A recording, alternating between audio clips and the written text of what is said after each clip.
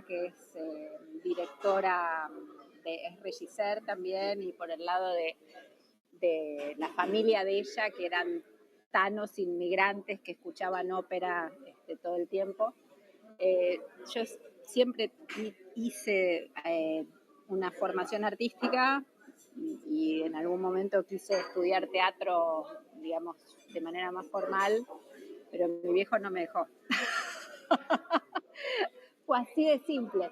Y no es que no me dejó, me dijo, vos tenés que tener una carrera universitaria. Entonces la economía viene por una exigencia familiar que ahora estoy de acuerdo de haberla tenido. Me costó mucho elegirla. Primero hice el ciclo básico completo para hacer psicología, después hice el ciclo básico completo para hacer filosofía, después aterricé en economía porque me gustaba, me pareció como una desacralización total del pensamiento. Y ahora estoy haciendo una maestría en filosofía porque me quedó como un primer amor trunco. En paralelo a toda esa formación, tanto en el colegio como en la facultad, yo estudié un montón danza, flamenco, mimo, teatro, dirección con Augusto Fernández, estudié dibujo y pintura con Elena Visnia, que era la vestuarista Augusto Fernández, y después con Guillermo Rux. O sea, siempre tuve esta dualidad entre la cosa más, qué sé yo, más formal, como podría ser una carrera de grado, y la cosa artística. Y agradezco la carrera de grado, porque si no la hubiera tenido, creo que no me hubiera podido ir a estudiar afuera, que estudié gestión cultural afuera. Me parece que esa formación de economista me permitió, no sé, una segunda que tiene que ver también con una transición. ¿Cómo fue el paso de Juventus Lírica? ¿Está bien dicho Juventus? Sí, de Juventus Lírica a esta etapa que tiene mucho que ver con la promoción de espectadores, con la formación, con el desarrollo de espectadores también, y con una tarea muy didáctica también, no solo al interior, sino hacia afuera de la propia lírica.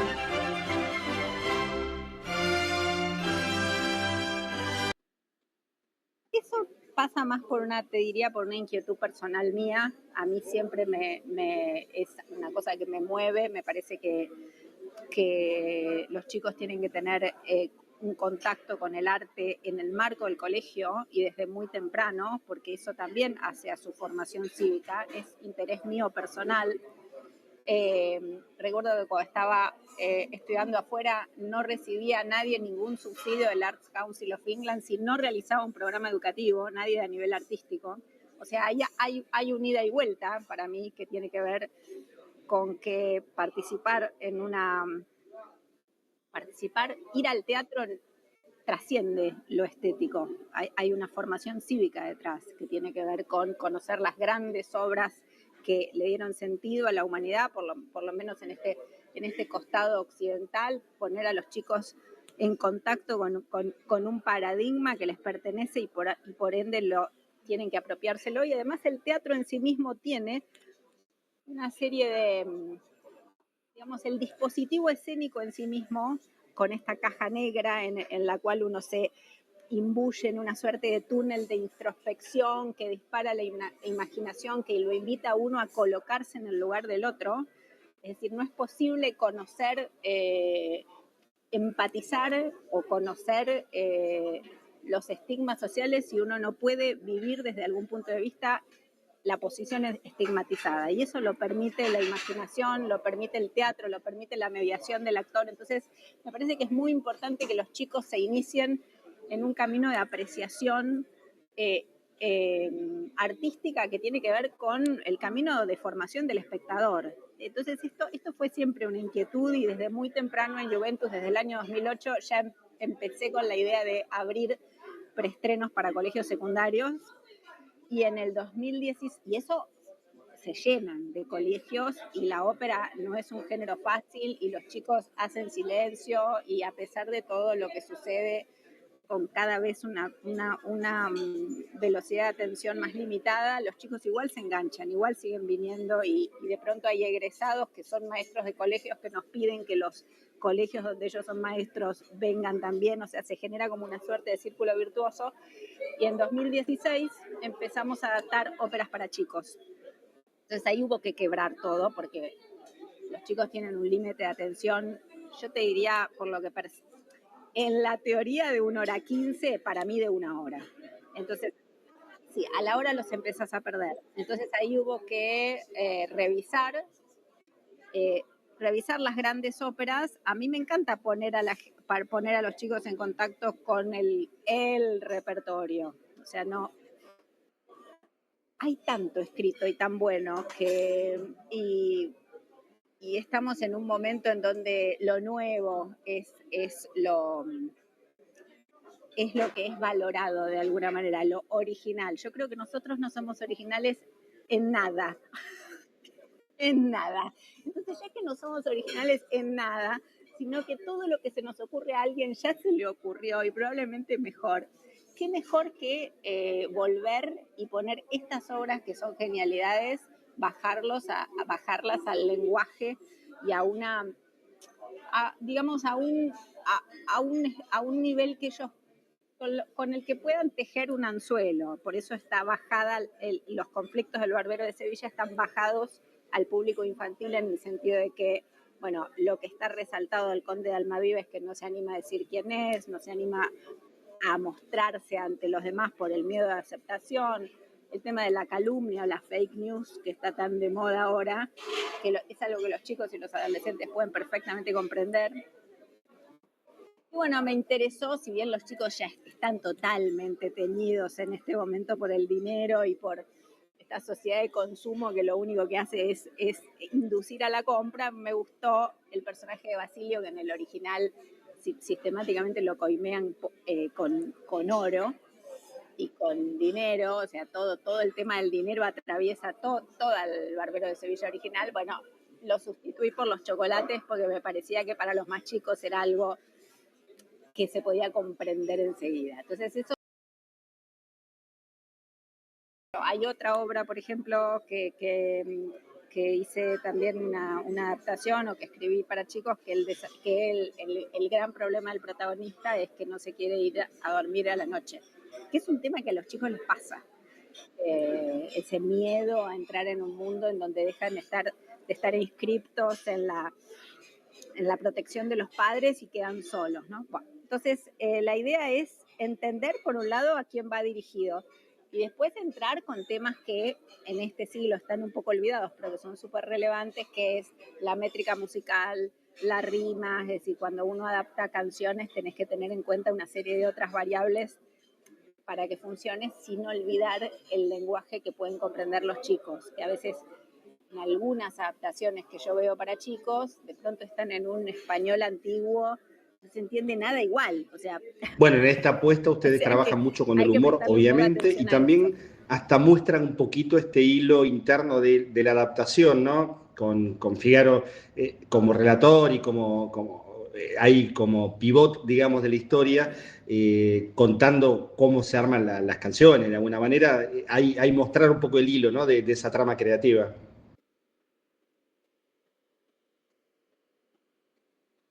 Bueno, sí.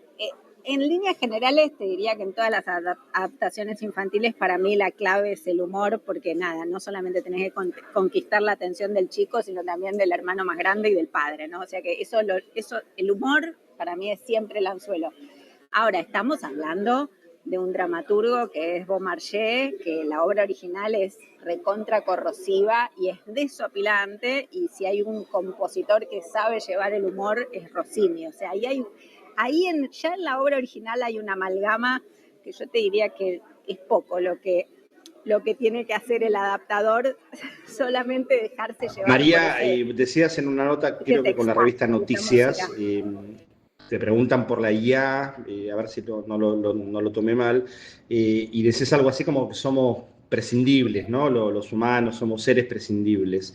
Y está pasando un poco, viste que está todo atravesado por la IA, la inteligencia artificial, y aparece siempre la idea, bueno, está bien, no funciona la prohibición, pero ¿qué hacemos con las alternativas?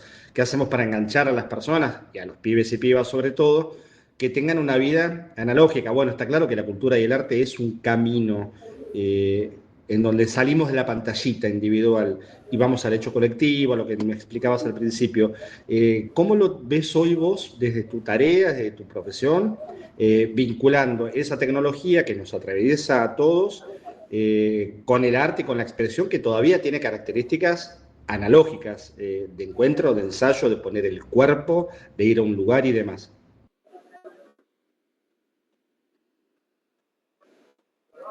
Mira, yo por un lado creo que no se puede ir en contra de eso, como vos decías, porque es una tendencia y porque nos facilita la vida.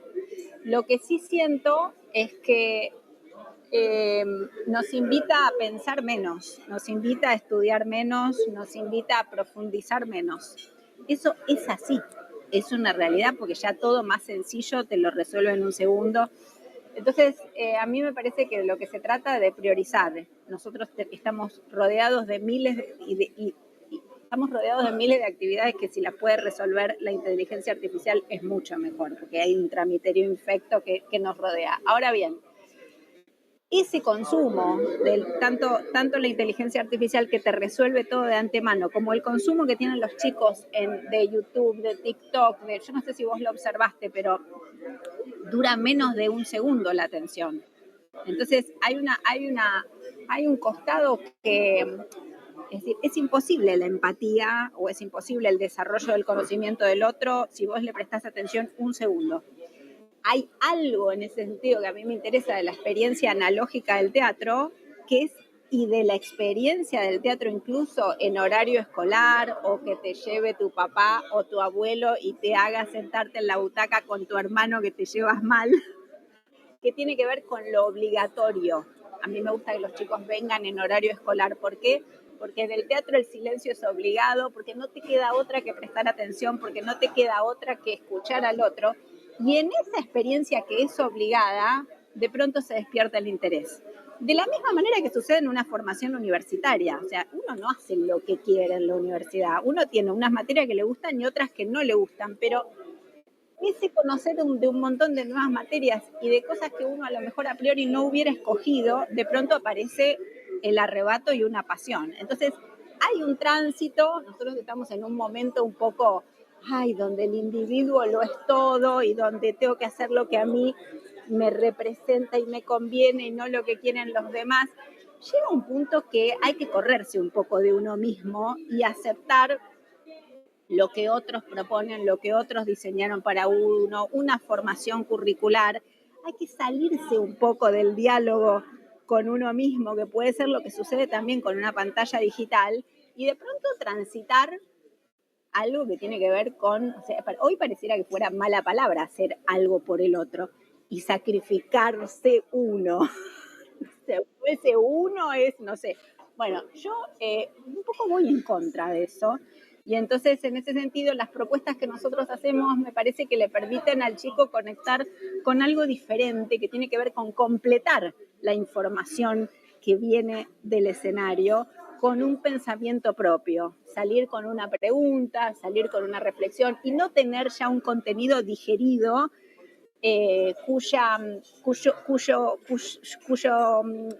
cuyo desmenuzamiento, por decirlo de alguna manera, ya está listo en el videíto de la red, ¿me entendés? Acá hay una invitación a una participación diferente para mí, y este sonido acústico, esta propuesta analógica, por decirlo de alguna manera, me parece que rescata todo eso y rescata cosas con las que, por suerte, seguimos conviviendo, que es el teatro a la vieja usanza. Temas más de estructura, de cómo en este contexto tan complicado también de todos los consumos, no solo lo económico, digamos, afecta, sino los cambios de las pautas y demás, cómo están trabajando en Juventus Lírica en términos de, bueno, sostenerlo, financiamiento, donaciones, las obras, digamos, qué estructura, lo que quieras contarme de cómo están. Esa es una pregunta en particular, digamos, así. Después te hago la siguiente para el final.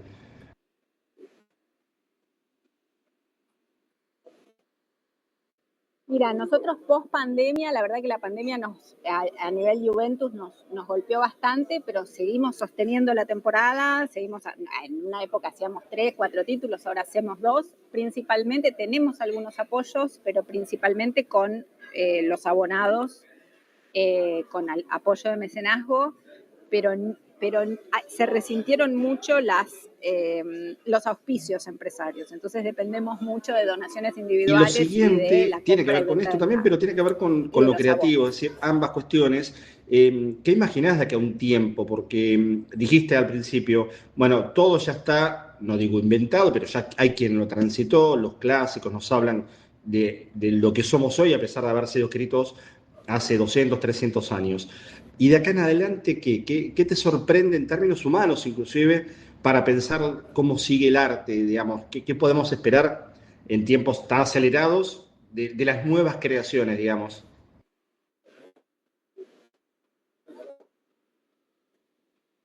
Yo creo que el artista siempre se coloca en un lugar externo, sirve como espejo, tiene la capacidad, a veces sabiéndolo y a veces no, de ofrecerle, bueno, como decía Shakespeare, un espejo a la naturaleza. Miller decía que el teatro era el espacio donde la humanidad se enfrenta a sí misma. Es decir, a mí me parece que hay un rol del arte y en especial del teatro que tiene que ver con ofrecernos un espacio para la reflexión, ya sea partiendo de, como lo hacemos nosotros, de obras que fueron escritas hace muchísimo tiempo, pero que siguen hablando de los mismos problemas que atravesamos como colectivo hace siglos y a ver, no se trata de hacer eso, porque si uno hace eso no consigue público. Vos lo que tenés es que reversionarlo y recambiarlo para que el público actual lo pueda consumir. Y tiene que seguir el arte funcionando como un disparador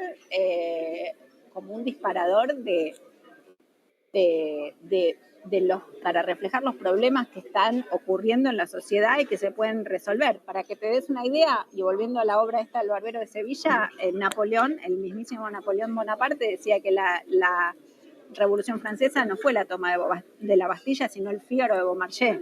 O sea, él sostenía que fue este Fígaro, este mismo, que después Rossini adapta y le pone música, el que detonó todo el proceso que después fue la Revolución Francesa. Entonces a mí me parece que el arte en ese sentido tiene un rol político, tiene un rol social que tiene que ver con devolverle a la sociedad una imagen, una instantánea de dónde está y hacia dónde va. Me encanta invitarlos a estas últimas 2 funciones que quedan, el 5 y el 12 de julio, a ver este Obrón, porque es un tractor. El Barbero de Sevilla es una de las grandes óperas más queridas de la historia y ahora adaptada a solo 1 hora, totalmente en español, en un lenguaje que los chicos pueden comprender y sobre todo se ponen en contacto con esta música que es para mí una de las grandes partituras que nos acompañan.